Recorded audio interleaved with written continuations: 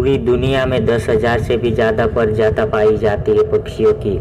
सभी की वही दो पंजे और एक गर्दन होती है, लेकिन इन्हीं में से एक ऐसा पक्षी है, उनकी अलग ही पहचान है, जो आसमान का सीना चीरकर हजारों मीटर ऊपर 120 किलोमीटर प्रति घंटे की रफ्तार से उड़ता है, जो खुद से भी कई गुना वजन को भी अपने पंजों में दबोच कर उड़ जाता है और इसीलिए पक्षियों का राजा कहा जाता है, जिसे हम बाज के नाम से जानते हैं।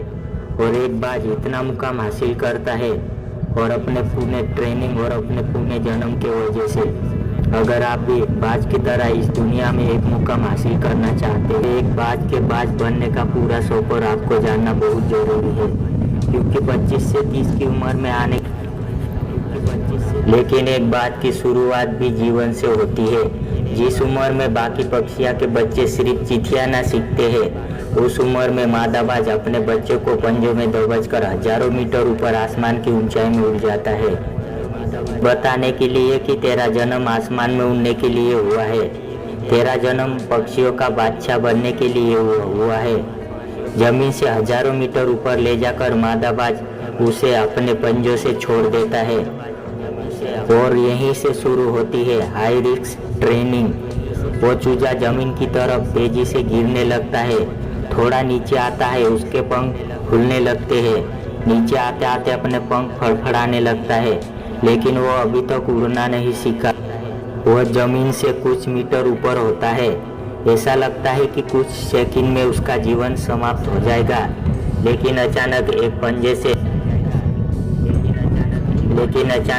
पंजा उसे अपनी गिरफ्त में लेता है और वापस उड़ जाता है आसमान में। वो पंजा होता है उसकी माँ का, जो उसके पीछे उड़ रही थी। उसकी ये ट्रेनिंग जब तक चलती रहती है, इतनी हाई रिस्क ट्रेनिंग होने के बाद इस दुनिया पे एक बाज मिलती। बारिश के वक्त जब सारी पक्षियाँ उसरिया की तलाश करती है, तभी ये बाज बादलों के ऊपर उड़ता है।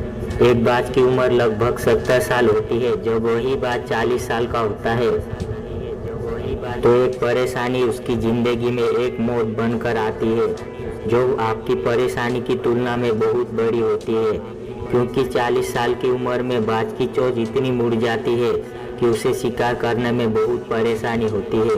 उसके पंख बहुत भारी हो जाते हैं, साथी से चिपकने लगते हैं, जिसे उड़ने में बहुत मुश्किल हो जाता है। उसके पंजे लंबे और लचीले हो जाते हैं, जिसे वो शिकार को नहीं पकड़ पाता। अब उस बाज के पास सिर्फ 3 रास्ते होते हैं। पहला, वो अपना शरीर जाग सकता है। दूसरा, गीत की तरह छोड़े हुए भोजन पर निर्भर हो जाए। तीसरा, सबसे कठिन और पीड़ादायक रास्ता, अपने आप को पुनः स्थापित करने का रास्ता, फिर से आसमान का सीना चीर कर उड़ने। और वो इसी तीसरे रास्ते को चुनता और अपने वापस की सबसे ऊंची चोटी पर पहुंच जाता है, वहां पर अपना घोंसला बनाता है और फिर शुरू होती है परेशानी के जड़ से उखाड़कर फिर आसमान में उड़ने का सफर। वो अपने चोंच को एक चट्टान पर मार मार कर तोड़ देता है, लुहान हो जाता है और फिर इंतजार करता है फिर से नई चोंच उगाने का। उसके बाद अपनी नई चोंच को अपने ही पंजे से काट देता है और फिर इंतजार करता है पंजे को उगाने का। उसके बाद एक एक पंखों को अपने शरीर से अलग कर देता है और फिर इंतजार करता है नए पंख उगाने का। और इस प्रक्रिया में उसे समय लगता है पूरे 5 महीने का। इन 5 महीनों में कड़ी तपस्या से एक बाज का पुनः जन्म होता है। वो फिर से तैयार हो जाता है आसमान का सीना चीर कर उड़ने के लिए।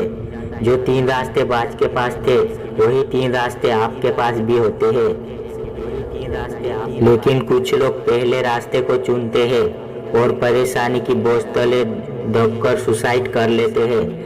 ज्यादातर लोग दूसरे रास्ते को चुनते हैं। वो परेशानी की बोझ पड़ते ही अपने लक्ष्य को छोड़कर नॉर्मल लाइफ जीने लगते हैं।